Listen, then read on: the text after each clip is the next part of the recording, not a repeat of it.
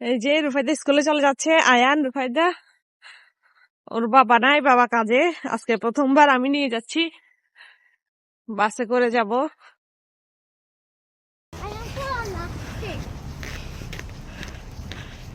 দেখেন কি পরিমাণ তুষার পড়ছে। এই যে আমরা স্টপেজে চলে এসেছি।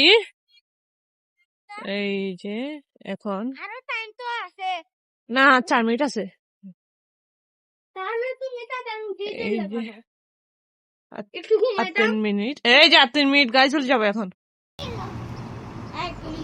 ওই যে আমাদের বাস চলে আসতেছে। দেখেন 7:35 নাম্বার বাস, 3 মিনিট ছিল একদম একদম অন টাইম, একটু লেট হয় না। সিগন্যাল দাও। উপরে দেখতে পাচ্ছেন ডিসপ্লেতে দেখা যাচ্ছে বাস কতক্ষণ লাগবে, কয় মিনিটে গিয়ে পৌঁছাবে, আর কয়টা স্টপেজ আছে, বা আর আপনি কোথায় যাচ্ছেন সব দেখা যায় এখানে। যদি আপনার নিজস্ব ট্রান্সপোর্ট বা বাস গাড়ি নাও থাকে, তারপরে চলাফেরা খুবই সহজ। আর গাড়িতে আমার হাজবেন্ড নিয়ে গেছে, থাকলেও বা কি, আমি তো আর এক্সপার্ট না। 8:05, বাচ্চাকে স্কুলে নামিয়ে দিয়েছি। এখন আমি আবার বাসায় চলে যাব। লং টাইম যেহেতু স্কুল, 8টা থেকে 3টা। এখন আমি আবার বাস স্টপে চলে এসেছি বাসায় যাওয়ার জন্য। দেখি নেক্সট বাস কয়টায় আসে।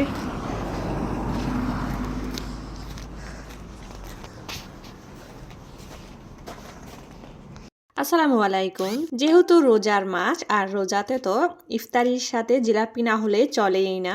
আর এখানে ফিনল্যান্ডের মধ্যে সব জায়গায় অ্যাভেলেবেল ভাবে জিলাপি পাওয়া যায় না, তো ভাবলাম যে আমি নিজেই কেননা বাসায় বানিয়ে নিই, যেভাবে সেই কাজ। চলেন আমার সাথে দেখতে থাকি আমরা কিভাবে জিলাপি বানাই, একদম খুব সহজে ঘরোয়া কিছু উপকরণ দিয়ে। প্রথমে আমি 1 কাপ পরিমাণ ময়দা নিয়ে নিয়েছি, আর এখানে নিয়েছি আমি হাফ চা চামচের মতো বেকিং পাউডার, আর নিয়েছি 3 টেবিল চামচ টক দই। টক দইটাকে খুব ভালোভাবে ফেটিয়ে নিয়েছি। এখন এই টক দইটাকে আমি ময়দার সাথে খুব ভালোভাবে মিক্স করে নিব। আর এখানে আমি দিয়ে নিব কুসুম গরম পানি, হাত চুবানো যায় ওইরকম কুসুম, খুব বেশি গরম বা ঠান্ডা পানি হবে না। তো দিয়ে খুব ভালোভাবে আমি 10-15 মিনিট হ্যান্ড উইক্স দিয়ে খুব ভালোভাবে নেড়ে চেড়ে নিব। এরপর আমি এটাকে আধা ঘন্টা থেকে 1 ঘন্টার মতো রেস্টে রেখে দিব। অপর পাশে আমি একটা প্যান বসে নিয়েছি। এখানে আমি 1 কাপ পরিমাণ চিনি আর 1 কাপ পরিমাণ পানি দিব, আর সাথে 2টো এলাচ খুব ভালোভাবে ফেটিয়ে দিয়ে দিব। এই শিরাটা আপনি আপনার আন্দাজ মতো দিতে পারেন, কিংবা আপনি চাইলে পরিমাণটা বেশি 2 কাপ পানি বা 2 কাপ চিনি দিতে পারেন, বা কে কতটুকু চিনি খেতে পছন্দ করেন মিষ্টিটা সেটার উপর ডিপেন্ড করে দিবেন। এরপর যখন এটা একটু ঘন হয়ে যাবে, আমি এখানে একটু ফুড কালার মিক্স করে নিয়েছি, জাস্ট দেখার সৌন্দর্যের জন্য। আপনার হাতের কাছে না থাকলে আপনারা সেটা স্কিপ করতে পারেন। চিনি শিরাটা যখন একটু ঘন হয়ে যাবে, তখন এটাকে আমরা উঠিয়ে নিব, ঠান্ডা করে নিব। আর অপর পাশে আমি তেল দিয়ে জিলাপিগুলোকে বানিয়ে নিব, বা যে ব্যাটারটা তৈরি করেছিলাম, ব্যাটারটাকে যে কোনো একটা পলি ব্যাগে কিংবা সসের বোতল কিংবা পাইপিং ব্যাগে নিয়ে আমি এটা ঘুরিয়ে ঘুরিয়ে প্যাচে দিয়ে নিব। এটা খুবই সহজ, যে যেভাবে দিতে পারেন। এভাবে করে আমি সবগুলো জিলাপি বানিয়ে নিব। এভাবে করে খুব সুন্দর করে জিলাপিগুলোকে এপাশ ও পাশ করে ভেজে নিতে হবে, লাল লাল বাদামি করে। আপনারা আমার ভিডিওটা কমেন্ট এবং শেয়ার করবেন, শেয়ার করে অন্যদেরকে দেখার সুযোগ করে দিবেন। এরপর অপর পাশে আমি যে শিরাটা করে রেখেছিলাম, সেই শিরাটার মধ্যে সবগুলো জিলাপি খুব সুন্দর করে দিয়ে 5-10 মিনিটের মতো চুবিয়ে রেখে এরপরে এই পিঠ ও পিঠ উল্টিয়ে নিয়ে ফেলতে হবে। আপনারা যদি বেশি পরিমাণে বানান, সেক্ষেত্রে শিরাটাও বেশি বানাবেন, তাহলে কি হবে, এগুলো জিলাপির মধ্যে ভালোভাবে ঢুকবে। এ পর্যন্ত আমি এটা 4বার বানিয়েছি এই রোজার মধ্যে।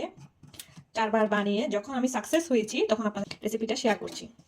আপনারা আমার মতো একদম হুবহু ফলো করলে আপনাদের জিলাপিগুলো একদম পারফেক্ট হবে। No fail jalebi recipe. মাশাআল্লাহ, আজকে জিলাপিগুলো সুন্দর হয়েছে। অন্যান্যবার জিলাপিগুলো এতটা সুন্দর হয়নি, তবে আজকে একদম পারফেক্ট শেপটা। আমার তা দেখে খুব ভালো লাগছে, খেয়ে ফেলতে ইচ্ছে করছে।